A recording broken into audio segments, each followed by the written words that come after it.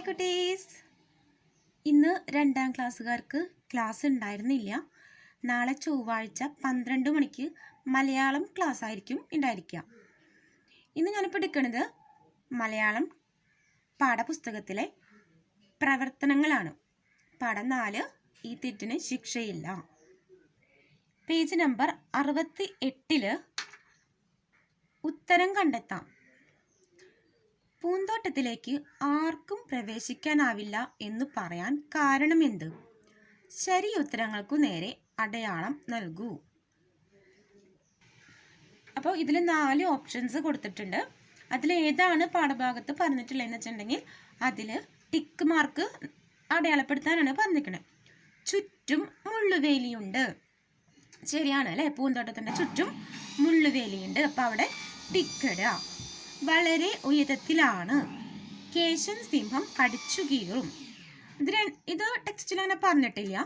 അടുത്തത് ചെന്നായ്ക്കൽ കാവലുണ്ട്. ശരിയാണ്, ചെന്നായ്ക്കൽ കാവലുണ്ട്. അവിടെ ടിക്കിടാം. ചെടിയുടെ ഏതൊക്കെ ഭാഗങ്ങളാണ് അവർ നട്ടത്? ഏത് ഭാഗമാണ് മുളച്ചത്? ഏതൊക്കെ ഭാഗങ്ങളാണ് നട്ടത്? കായ്, ഇല, പൂവ്, തണ്ട് ഒക്കെ, വേരൊക്കെ നട്ടു അല്ലേ? മുളച്ചതോ? ഏത് ഭാഗം മുളച്ചത്? ചിണ്ടൻ കൊണ്ടുപോയി നട്ട ഭാഗമാണ് മുളച്ചത്. ചിണ്ടൻ ഏതായിരുന്നു നട്ടത്? കിഴങ്ങായിരുന്നു ചിണ്ടൻ നട്ടത്. അപ്പോൾ ഏത് ഭാഗമാണ് മുളച്ചത്? കിഴങ്ങ്. ഇനി 2 ഭാഗങ്ങളിലായിട്ട് ചെടിയുടെ ഓരോ ഭാഗങ്ങൾ തന്നിട്ടുണ്ട്. അവ യോജിപ്പിച്ച് വരയ്ക്കണം. ചെമ്പരത്തിയുടെ ചിത്രം കൊടുത്തിട്ടുണ്ട്.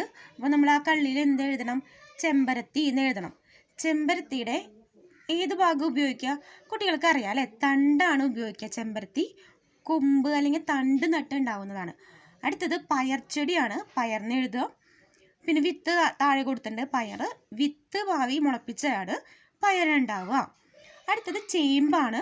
ചേമ്പ് കിഴങ്ങ് നട്ടിട്ടാണ് ചേമ്പ് ഉണ്ടാവുക. അടുത്ത പേജിൽ മാതൃക പോലെ എഴുതൂ. കൂർത്ത പല്ലുള്ള ചെന്നായ, ഉണ്ടക്കണ്ണുള്ള ചെന്നായ. 2 വാചകം തന്നിട്ടുണ്ട്. അവയെ ഒരൊറ്റ വാക്യമായിട്ട് എഴുതാനാണ് പറഞ്ഞിരിക്കുന്നത്.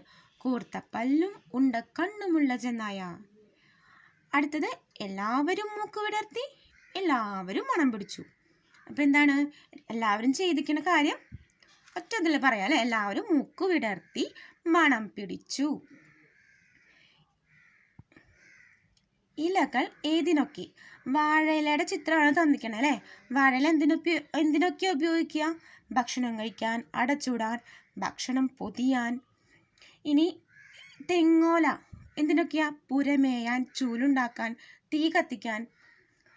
അടുത്തത് ഇലകളുടെ പേരും ആ ഇലയുടെ ഉപയോഗവും. തുളസിയില ഔഷധത്തിന്, കറിവേപ്പില കറിക്ക്, തേക്കില പൊതിയാൻ, ചെമ്പരത്തി താളിക്ക്. മണമുള്ള ഇലകൾ ഏതൊക്കെയാണ് മണമുള്ള ഇലകൾ? തുളസിയില, കറിവേപ്പില, പേരയില, മല്ലിയില, പനിക്കൂർക്ക ഇല. വരികൾ ചേർക്കാം, ചൊല്ലാം. വരികൾ കൂട്ടിച്ചേർക്കലാണ്. 2 വരി തന്നിട്ടുണ്ട്. അതുപോലെ തന്നെ കുട്ടികൾ ഓരോ ഇലകളുടെ പേരും കൂട്ടിച്ചേർത്തിട്ട് ഒത്തിരി വരികൾ എഴുതണം. ഇല ഇല ഇല ഇല ആമ്പലില, ഇല ഇല ഇല ഇല വാഴയില, ഇല ഇല ഇല ഇല മാവില. പിന്നെ ഏതൊക്കെ ഇലയുള്ളത്? ഇല ഇല ഇല ഇല പ്ലാവില, ഇല ഇല ഇല ഇല തുളസിയില. അങ്ങനെ ഒത്തിരി വരികൾ എഴുതുക. അടുത്തത് കടങ്കഥയാണ്. അമ്മ കറുമ്പി, മോള് വെളുമ്പി, മോളുടെ മോളൊരു സുന്ദരിക്കുട്ടി. വെള്ളില. ഉത്തരം വെള്ളില. തൊട്ടാൽ ഉറങ്ങും, തൊട്ടു വിളിച്ചാൽ ഉണരില്ല. തൊട്ടാവാടി എന്ന് പറഞ്ഞിട്ടുള്ള ഒരു ഔഷധ സസ്യമാണ്. മുള്ളൊക്കെ ഉണ്ടാവും. ആ ചെടിയുടെ ഇലയുമൊക്കെ തൊടുകയാണെങ്കിൽ അത് ചുങ്ങിപ്പോവും. വീണ്ടും തൊടുകയാണെങ്കിൽ അത് നിവരൊന്നുമില്ല. അതാണ് ഈ കടങ്കഥ പറയുന്നത്. തൊട്ടാൽ ഉറങ്ങുന്ന. അടുത്തത് ഇല കൊണ്ട് കളിപ്പാട്ടം ഉണ്ടാക്കാനുള്ള പ്രവർത്തനമാണ് കുട്ടികൾ ചെയ്യുക. പിന്നെ ഇല പ്രിൻ്റ് എങ്ങനെയാണ് ഉണ്ടാക്കുക എന്നുള്ളത് ക്ലാസ്സിൽ പറഞ്ഞിട്ടുണ്ടായിരുന്നു, വിക്ടേഴ്സിൽ പറഞ്ഞിട്ടുണ്ട്. അതുപോലെ ചെയ്യണം. അടുത്തത് ഒരു കവിതയാണ്. ആ കവിതയിൽ ചോദിക്കുന്ന ചോദ്യം: വെള്ളത്തിൽ വളരുന്ന ഏതെല്ലാം സസ്യങ്ങളെ പറ്റിയാണ് കവിതയിൽ പറയുന്നത്? പായൽ, താമര, ആമ്പൽ. നിങ്ങൾക്കറിയാവുന്ന മറ്റു ജലസസ്യങ്ങൾ ഏതൊക്കെയാണ്? ഈ കവിതയിൽ പറഞ്ഞിട്ടുള്ളതല്ലാതെ വേറെയുള്ള കുറച്ച് സസ്യങ്ങളുടെ പേരാണ് വാട്ടർ ബാംബു, വയമ്പ്, വാട്ടർ മൊസൈക്ക് ചെടി. ഏതൊക്കെയാണ്? വാട്ടർ ബാംബു, വയമ്പ്, വാട്ടർ മൊസൈക്ക് ചെടി. ഇനി മണം എന്ന വാക്കിനു പകരം പാഠത്തിൽ പ്രയോഗിച്ചിട്ടുള്ള വാക്കുകൾ. മണം എന്ന് വെച്ചാൽ എന്താണ്? സുഗന്ധം, വാസന. ഇനി വാക്യം മാറ്റി എഴുതാം. വീട് മുഴുവൻ എത്ര അന്വേഷിച്ചിട്ടും കാണാതായ പെൻസിൽ കിട്ടിയില്ല. അരിച്ചു പെറുക്കിയിട്ടും എന്നു ചേർത്ത് ഈ വാക്യം മാറ്റി എഴുതൂ. വീട് മുഴുവൻ എത്ര അരിച്ചു പെറുക്കിയിട്ടും കാണാതായ പെൻസിൽ കിട്ടിയില്ല. അന്വേഷിച്ചിട്ടും എന്നുള്ള ഭാഗത്ത് അരിച്ചു പെറുക്കിയിട്ടും എന്നാക്കി കഴിഞ്ഞാൽ വാചകം മാറി. ഇനി പേജ് 72 വിശേഷണങ്ങൾ ചേർക്കാം. കൊതിപ്പിക്കുന്ന വാസന, കൊതിപ്പിക്കുന്ന രുചി, ആവോളം ആസ്വദിച്ചു, ആവോളം കഴിച്ചു. പാഠഭാഗത്തു നിന്ന് കണ്ടെത്തി എഴുതുക. ഇതുപോലെയുള്ള വാക്കുകൾ പാഠഭാഗത്തുണ്ട്. എന്താണ്? അതിയായ മോഹം, വിരിഞ്ഞു നിൽക്കുന്ന പൂക്കൾ. ഇനി അടുത്ത പേജ് എത്ര സസ്യങ്ങൾ, നിങ്ങളുടെ പരിസരത്ത് എത്ര സസ്യങ്ങളുണ്ട് അവയുടെ പേരുകൾ പട്ടികപ്പെടുത്തും.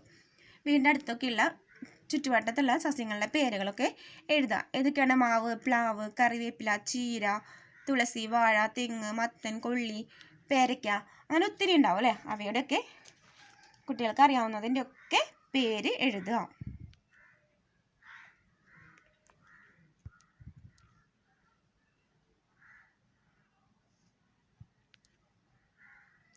ഇനി വരുമാനത്തിന് വേണ്ടി നാം എന്തെല്ലാമാണ് കൃഷി ചെയ്യുന്നത്? വീട്ടാവശ്യത്തിന് വേണ്ടി നടുന്നതാണെങ്കിൽ കുറച്ചൊക്കെ ഉണ്ടാവുള്ളൂ അല്ലേ? വീട്ടിൻ്റെ പറമ്പിൽ അടുത്തുള്ള സ്ഥലങ്ങളിലൊക്കെ.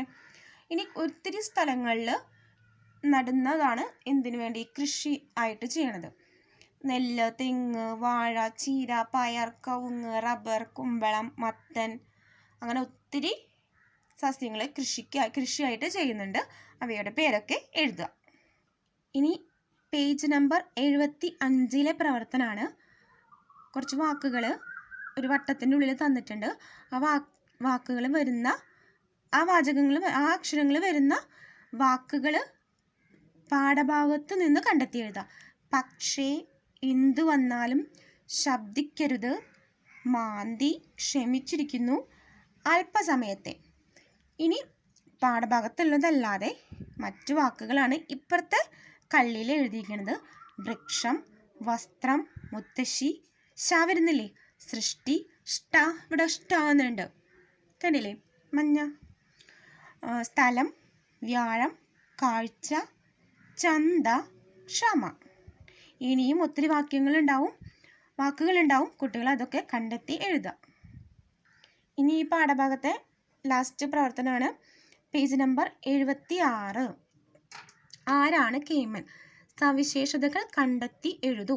വാഴയുടെയും തെങ്ങിൻ്റെയും ചിത്രം തന്നിട്ടുണ്ട്. അപ്പോൾ ഇത് രണ്ടിൻ്റെയും സവിശേഷതകൾ എന്തൊക്കെയാണെന്ന് ഈ 2 കള്ളികളിലായി എഴുതണം. വാഴയാണ് ആദ്യം. വാഴ എന്താണ്? വാഴയുടെ പ്രത്യേകതകൾ.